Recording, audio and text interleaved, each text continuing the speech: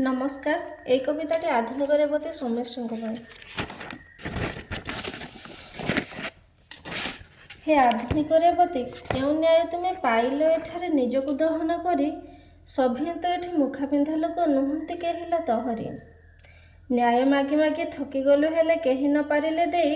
एबे कि पाइबु सेई न्यायटी को मृत्युर सेजरे सोई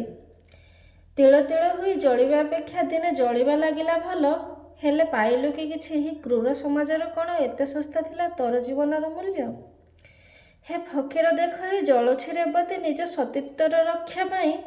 सभी तो एठी महाकाल फल से काहाको करिब दाई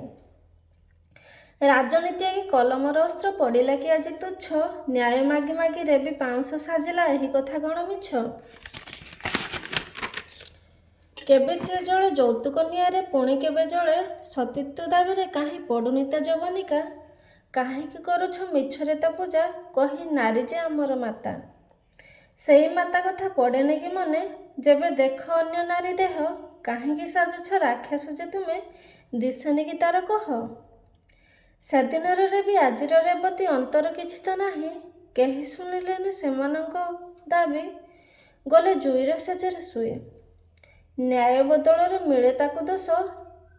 से काहाकु करिब दाई देख हे फकीर तुमरी रेवती थकी पड़ी से जे पाउंस जाइछि हुई।